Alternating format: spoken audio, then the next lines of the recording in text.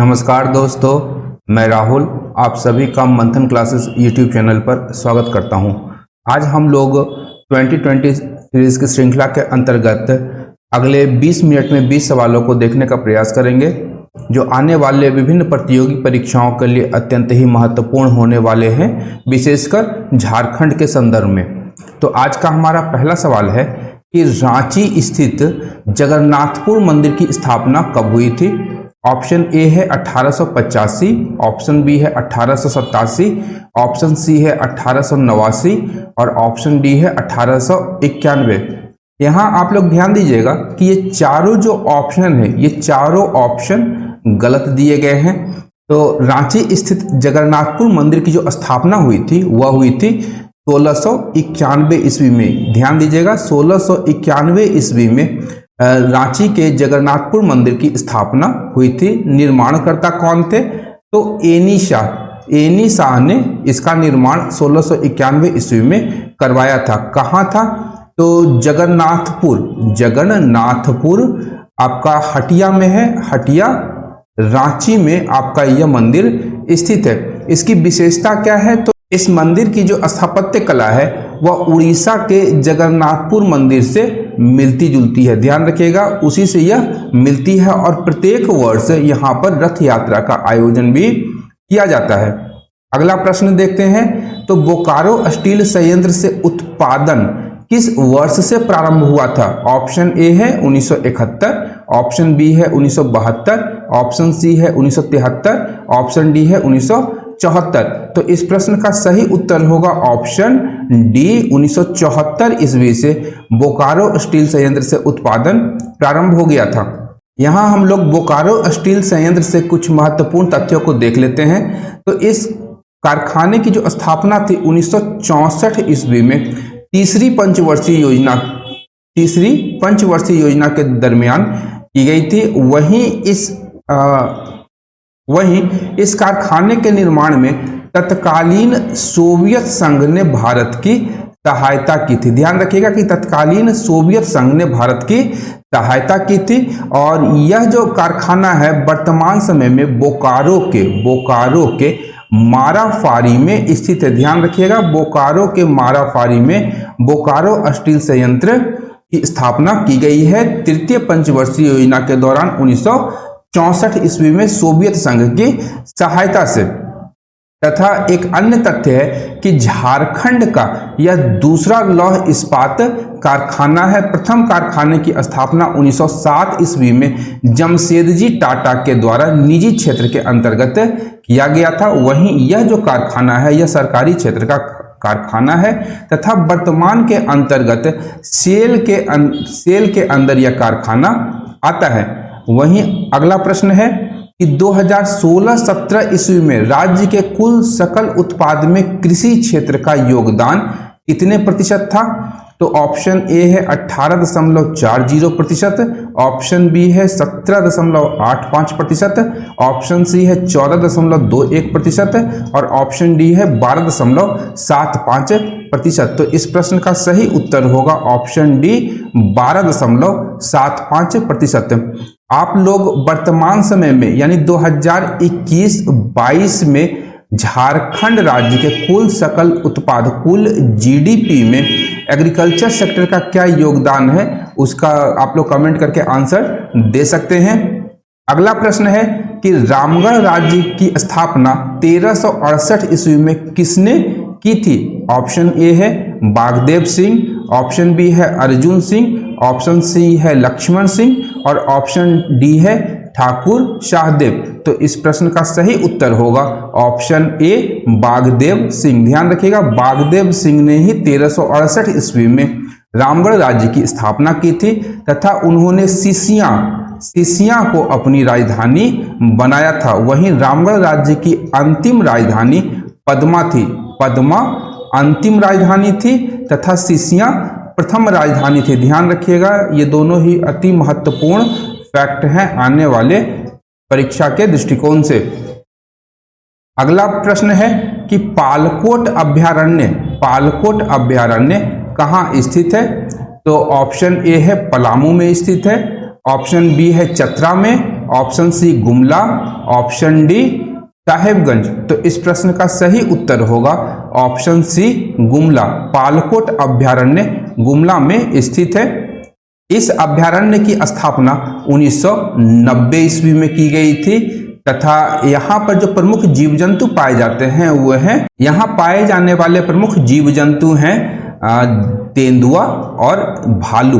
तेंदुआ और भालू के लिए यह जो अभ्यारण्य था उसका निर्माण किया गया है।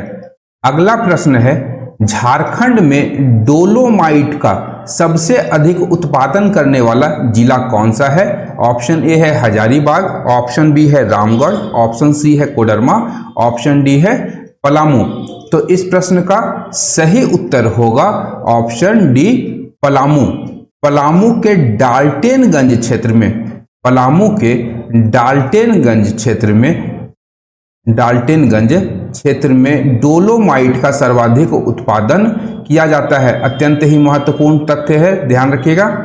डोलोमाइट का जो उपयोग है वो प्रमुख रूप से कागज उद्योग, सीसा उद्योग, लौह इस्पात उद्योग आदि में किया जाता है। इसके पश्चात अगला प्रश्न है कि दसम जलप्रपात किस जिले में स्थित है? ऑप्शन ए है रांची, ऑप्शन बी है पूर्वी सिंहभूम, ऑप्शन सी है चतरा, ऑप्शन डी है साहेबगंज। तो इस प्रश्न का सही उत्तर होगा ऑप्शन ए रांची। रांची जिले में दसम जलप्रपात स्थित है। देख लेते हैं दसम जलप्रपात से जुड़े कुछ महत्वपूर्ण तथ्यों को।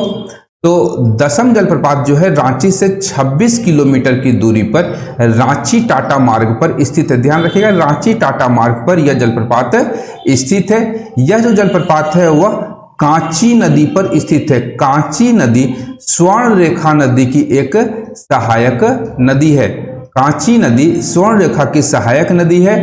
वहीं यदि हम लोग देखें तो इस जलप्रपात की जो हाइट है वह है 40 मीटर। जलप्रपात की हाइट है 40 मीटर।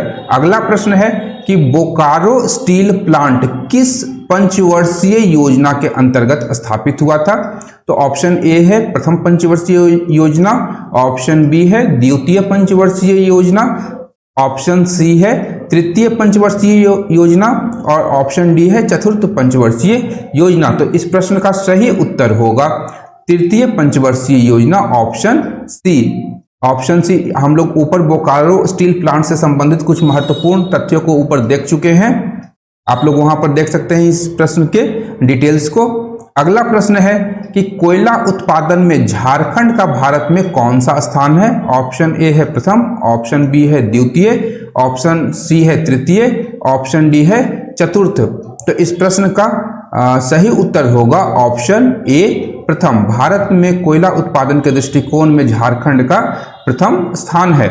और यहाँ जो प्रमुख क्षेत्र है झारखंड में कोयला उत्पादन से संबंधित वह है झरिया कोयला क्षेत्र। झरिया कोयला क्षेत्र, ध्यान रखिएगा, झरिया कोयला क्षेत्र में झारखंड के कुल कोल उत्पादन का या कोयला उत्पादन का 60% किया जाता है। झरिया कोयला क्षेत्र कहाँ स्थित है? तो धनबाद में स्थित है। झरिया कोयला क्षेत्र से भारत में सर्वाधिक कोकिंग कोल, उत्तम श्रेणी का कोकिंग कोल का उत्पादन किया जाता है तथा यह जो उत्पादन है मुख्य रूप से BCCL के द्वारा, भारत कोकिंग कोल लिमिटेड के द्वारा किया जाता है। बढ़ते हैं अगले प्रश्न की ओर। तो झारखंड की दूसरी सबसे बड़ी जनजाति कौन सी है? ऑप्शन ए है हो, ऑप्शन बी है मुंडा, ऑप्शन सी है उरांव, ऑप्शन डी है असुर। तो इस प्रश्न का सही उत्तर होगा ऑप्शन सी उरांव। झारखंड की दूसरी सबसे बड़ी जनजाति है। पढ़ते हैं अगले प्रश्न की ओर। अगला प्रश्न है सिंह बोंगा किस जनजाति के प्रमुख देवता हैं? ऑप्शन ए है संथाल, ऑप्शन बी है मुंडा, ऑप्शन सी है गोंड, ऑप्शन डी है महली। तो इस प्रश्न का जो सही उत्तर होगा ऑप्शन बी मुंडा। मुंडा जनजाति के प्रमुख देवता को हम लोग सिंह बोंगा के नाम से जानते हैं। वहीं यदि हम लोग देखें तो संथालों के प्रमुख देवता को सिंह बोंगा, याद रखिएगा, संथालों के देवता को भी सिंह बोंगा या ठाकुर कहा जाता है। सिंह बोंगा या ठाकुर। वहीं हम लोग गोंड जनजाति में देखें तो गोंड जनजाति के जो प्रमुख देवता हैं उन्हें या तो ठाकुर देव या बुढ़ा देव के नाम से जाना जाता है, बुढ़ा देव।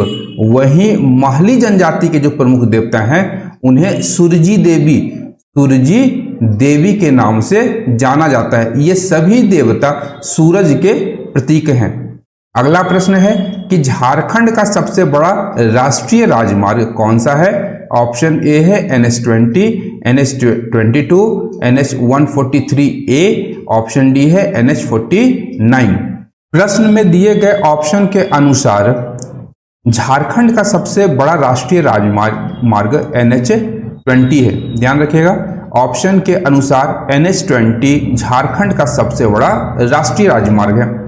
इसके पश्चात है अगला प्रश्न कि झारखंड का कुल क्षेत्रफल कितने हेक्टेयर है? ऑप्शन ए है 10.2 मिलियन हेक्टेयर, ऑप्शन बी है 9.8 मिलियन हेक्टेयर, ऑप्शन सी है 8.4 मिलियन हेक्टेयर, ऑप्शन डी है 7.9 मिलियन हेक्टेयर। तो इस प्रश्न का सही उत्तर होगा ऑप्शन डी 7.9 मिलियन हेक्टेयर, या हम लोग कह सकते हैं 79716 स्क्वायर किलोमीटर झारखंड का कुल क्षेत्रफल है।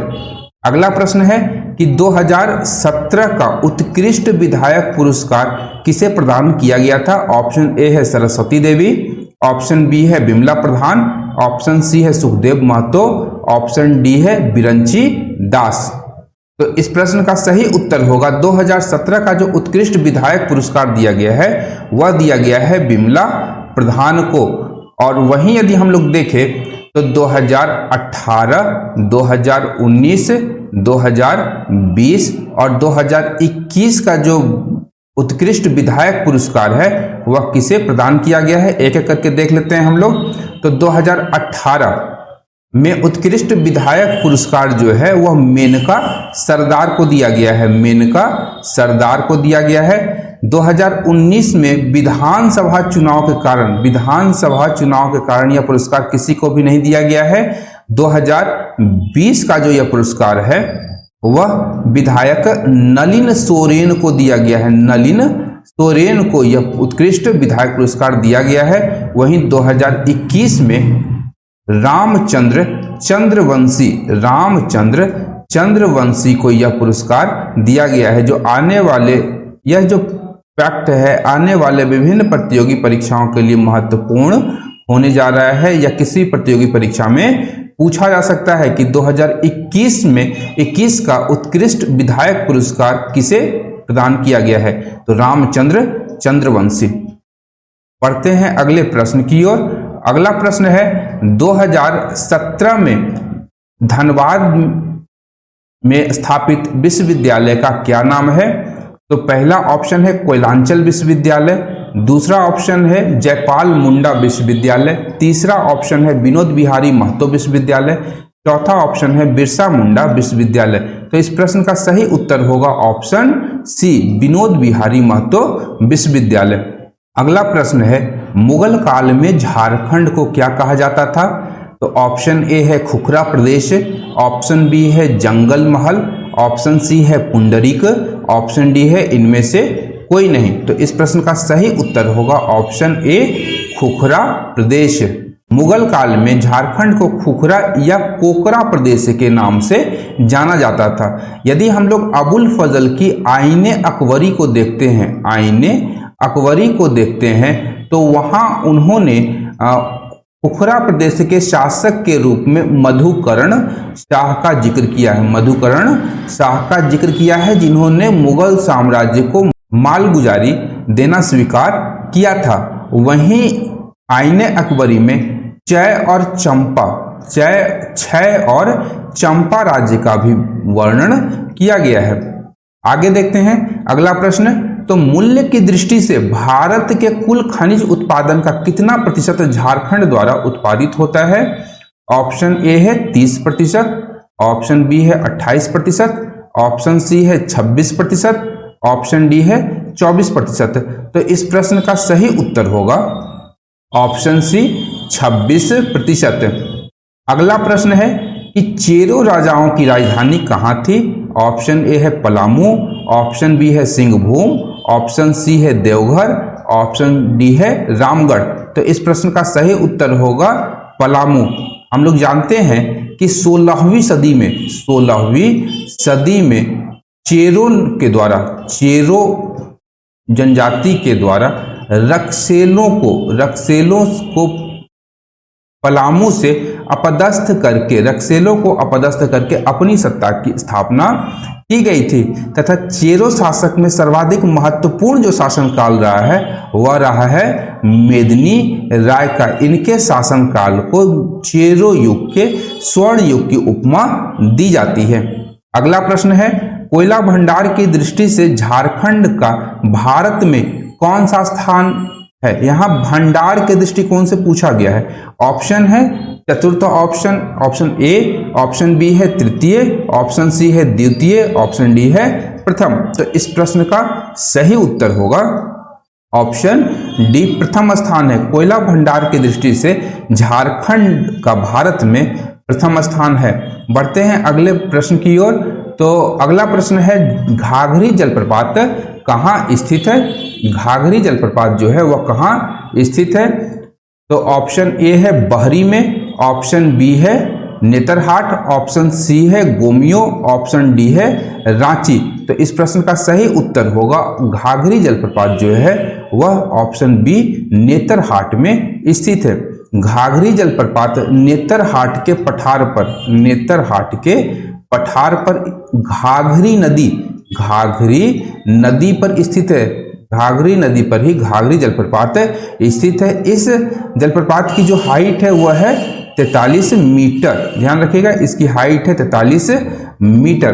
तो हमारा 2020 श्रृंखला का आज का यह एपिसोड यहीं पर समाप्त होता है। उम्मीद करता हूं कि आप लोगों इस श्रृंखला को पसंद कर रहे होंगे तथा अपनी तैयारियों में लगे हुए होंगे। यदि आप लोगों को मेरा यह प्रयास पसंद आ रहा है तो मेरे चैनल को लाइक, शेयर तथा सब्सक्राइब करना बिल्कुल भी ना भूलें, क्योंकि मैं इस प्रकार के वीडियोस लाता रहता हूं।